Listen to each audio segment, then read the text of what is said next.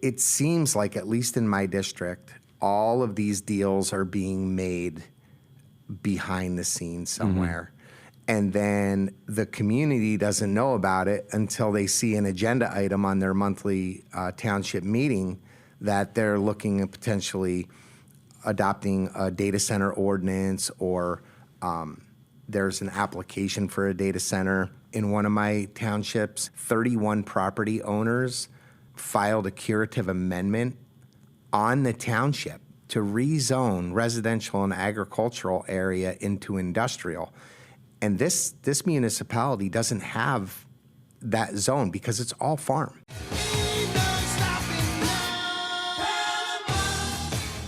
Hi, this is State Representative Doyle Heffley, and welcome to this edition of Talkin with Doyle. Today we are here with my friend and colleague, Representative Jamie Walsh, who represents the 117th District in Luzerne County. And Jamie, you and I have been talking a little bit lately, and I've actually co-sponsored some legislation dealing with data centers. And it seems to be a really hot topic in our districts as we see the expansion of this kind of a shotgun approach all over northeastern PA, and just a lot of crazy ideas. And people are legitimately very concerned about what's going on in their backyard. You've had some pieces of legislation that we're going to work on together. So if you want to kind of talk a little bit about how you got here and what your passions are on this issue and what you're looking to do. Sure. I think first, thanks for having me on here today because it's an extremely important issue in my district.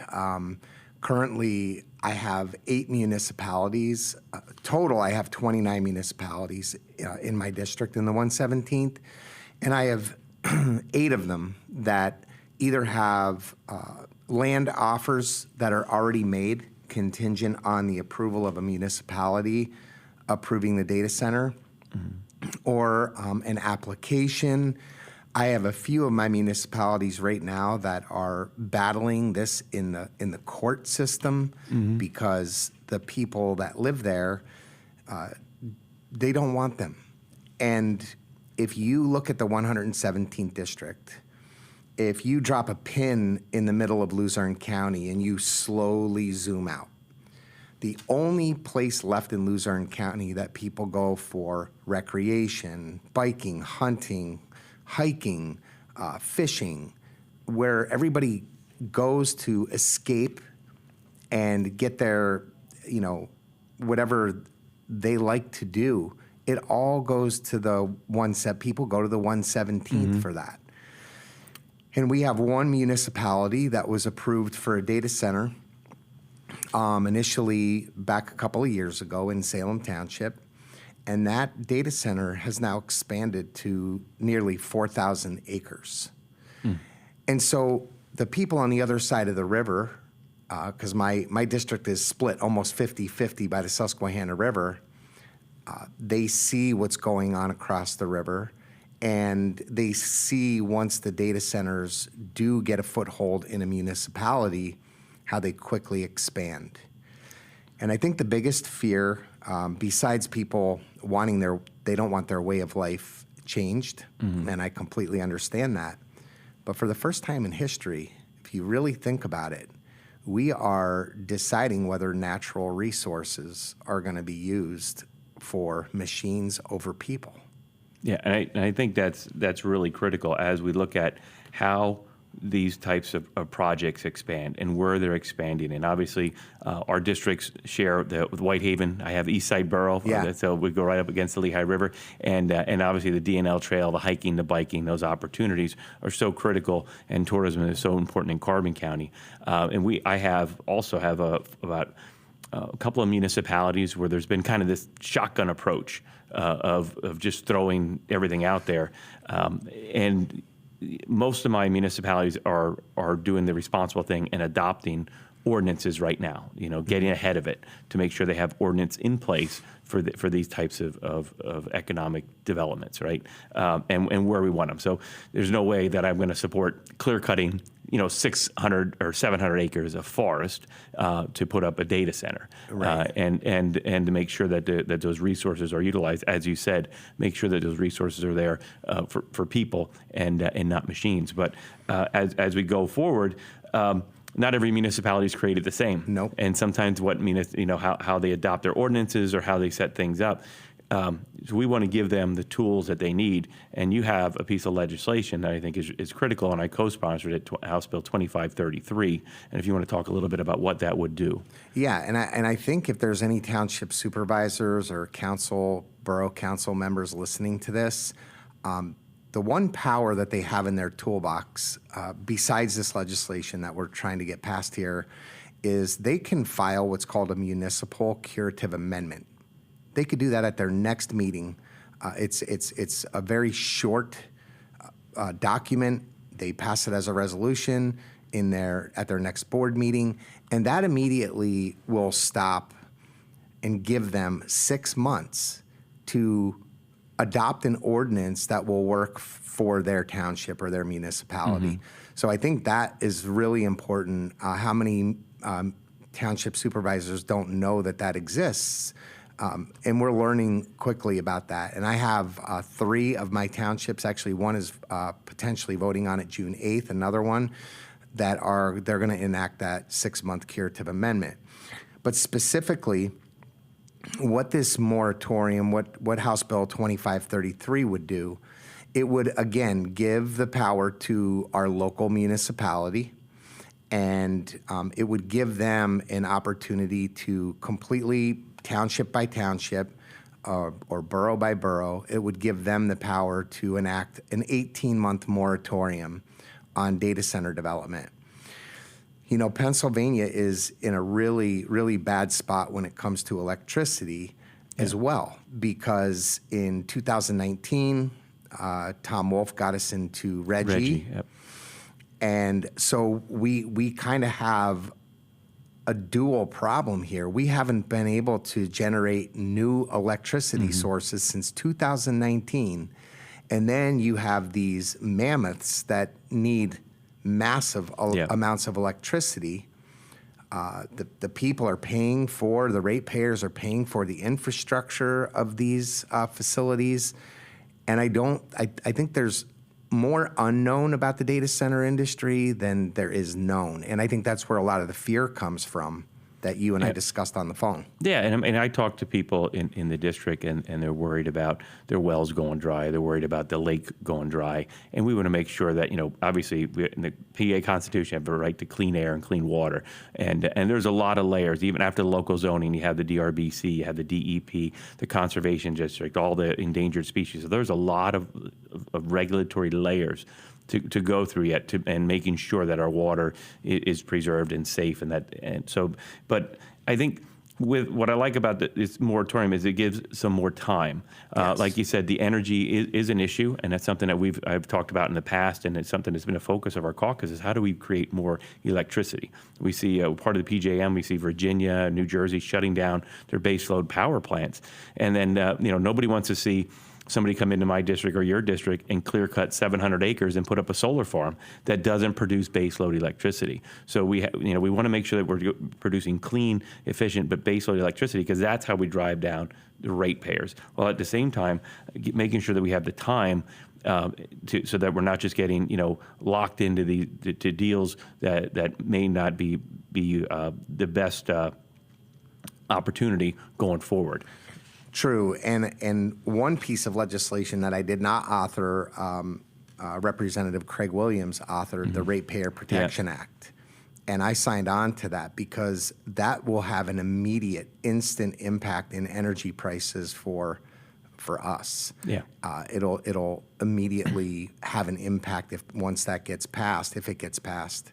So, but so we have like a double-headed dragon going on right now with the lack of electricity that we have, and we're supplying all these other states with the vast amount of electricity that they need. On top of it, our ratepayers here in Pennsylvania are paying for a lot of this infrastructure that's going to other states. Yeah, and it's just. And that is something that the Public Utility Commission came out with. That is something that Representative Williams has legislation on to make sure that if any type of development at all is coming in, that it's not going to affect the ratepayers here in our Commonwealth, because that's really clear that we want to make sure that those residential ratepayers are not going to see increases from any type of development. Correct. And, you and I talked on the phone a little bit about the fear that people have in communities. And like I said, it's more of the unknown. It seems like, at least in my district, all of these deals are being made behind the scenes somewhere. And then the community doesn't know about it until they see an agenda item on their monthly township meeting that they're looking at potentially adopting a data center ordinance, or there's an application for a data center. In one of my townships, in Hollenbach Township, 31 property owners filed a curative amendment on the township, and it's in court right now. But they filed a curative amendment on the township to rezone residential and agricultural area into industrial. And this municipality doesn't have that zone because it's all farm. It's all farm. So it's going to destroy the Council Cup area, which is kind of like a scenic overlook area. And so there's just so many things going on, and it seems like there's all different angles depending on the municipality that you go to. Sugarloaf Township, the actual developer's attorney, the developer's LBT Investments, their attorney filed a curative amendment on the township because they didn't have an ordinance in place for data centers. And so I think the moratorium will give townships, it'll give all of our municipalities a break to say, okay, let's get our arms around this, because it's and I think that's really the key. We've seen some townships have enacted and been very forthcoming and transparent and enacted data center ordinances. Most of the municipalities I represent do. Others have done a lot of public meetings and public discussions. But what we really need to do is get those ordinances on the books. And this legislation would give them the time that they need to do that, because we want to make sure that we're protecting what people love about Carbon County, what people love about Luzerne County, and at the same time we want to give them peace of mind, because people come into our office and they're panicked. They think they're going to lose their life savings, they're going to lose their home, and yet there's a lot of things that are at place. But first, that local zoning is critical. And then at the end of the day, if that's not all done properly, there's several layers of conservation district, of Delaware River Basin Commission in our area, which controls who pulls water out and how much water they use. But we want to make sure that all this is going to be transparent, so that the people really know what's going on. And at the same time, we want to really call on public officials to be forthcoming with individuals and let them know. I mean, we've done several town halls in the district, telephone town halls, and we'll continue to do those to communicate that and make sure we're getting the feedback from the public. Yeah, and one of the things that you and I talked about was one of the developers in your area was so transparent, having community meetings throughout the whole process. Like, we're not getting any of that up in our area. And again, being able for a municipality to be able to put an 18-month moratorium it's critical right now. Yeah. The other thing, the minute somebody hears the word data center, they start to freak out. But there's like 3 tiers of data centers. So, like, our 911 system runs off of a data center. That's not a system that's not a hyperscale data correct. center. Yeah. And so this moratorium would address, so like we have data centers that run our 911 system, our health records, banking, Yep. You can go on and on and on. And a lot of them are necessary, but they're not these hyperscale 25 megawatt or larger. Bigger, yeah. And that's what this would address. This would address the 25 megawatt, the hyperscalers. Yep. And one other thing, the municipalities that I mentioned earlier that all have either an application or maybe a land offer contingent on the approval from the township, all of these are, again, they were done. They're being done behind the scenes, and everybody's like, well, I have 300 acres. I should be able to sell that to anyone I want. Well, where does their property rights start Yep. and mine end if I Yep. live next door? And that's why the zoning is so important and why Correct. these regulations are. Now, just to recap, there's a couple of bills that the Democratic House majority ran out of the state house. 2151? 2149. Yeah, which would have, one of the things that it would have done, and I think we were both voted no on it, was it would have created this state bureaucracy to come up with these local zoning, and it would have, I think it would have put a pinch on, and we want to keep this local. So you and I didn't support that. There was another one, 1834, which on the cover I think sounded pretty good. Oh, we're going to hold everybody responsible. But then it said about alternative energy for these projects. And one of the things that we don't want is, I have a project right now where they want to clear cut a couple hundred acres of pristine forest for solar panels. And I don't want to see that type of development lumped on top of this. And that's another concern for the community. So there's going to be a lot of moving parts, and I would suspect that through as we head into June, through this budget cycle and over the summer, there's going to have to be some legislation like yours to make sure that we're people in Pennsylvania can rest assured that they're going to have the protections that they need for their property. And any developers that want to come in and do any types of projects, whether they be data centers, we have Eli Lilly building a huge pharmaceutical company in the Lehigh Valley, but anything to make sure they're being transparent and making sure they're having public meetings and communicating and locating facilities in areas that can accommodate them, not like I said, clear cutting the sides of mountains. There's a project in Penn Forest Township that is very unpopular to date. I don't even think there's a buyer for the property, but it has really caused quite an uproar and a lot of apprehension in folks that live up there.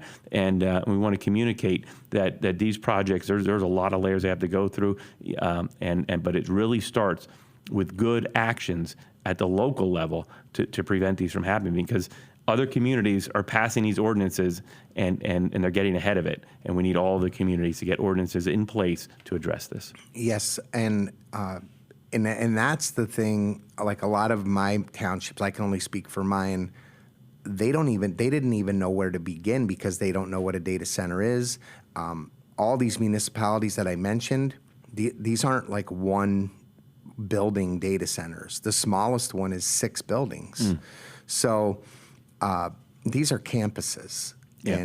And that's why these township supers, they need some time to really get their arms around it, get educated on it, be able to research, go down to Virginia like I did. I've been down there 4 times down to Data Center Alley to kind of help craft an ordinance. And I know as a legislator, I have too. I've gone, I've visited, I've talked to other areas that have seen this types of development.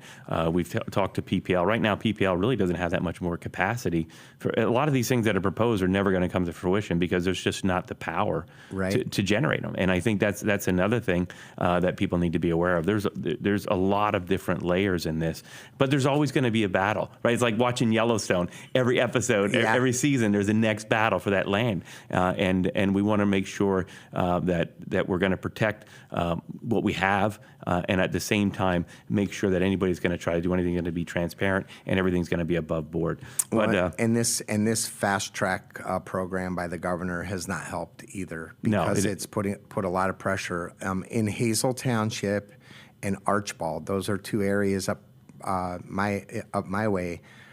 They have already clear cut hundreds of acres, if not 1,000 or more, and in the hopes that they're going to get approval. But because of this fast track program, they were given the green light to go ahead and clear cut all this land before the project was even approved. Yeah, I think there's a lot of things that the governor and I disagree on. First off, we need to ramp up energy production in this Commonwealth before we do anything like that. Right. But then we have areas where we have brownfields.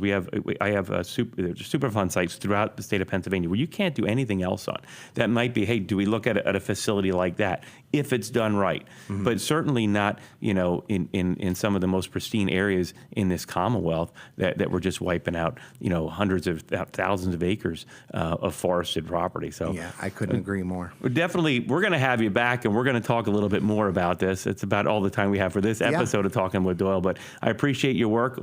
Look forward to working together, and just, we want to make sure that people understand what's being done here at the Harrisburg level. If it involves, butting heads with the governor or any other agency, or making sure that these agencies were holding their feet to the fire, and also making sure that our local governments are doing right by the people that they represent as well. That's going to be what we're about here in Harrisburg. Well, I appreciate it, and thank you for having me on. Thank you. All right.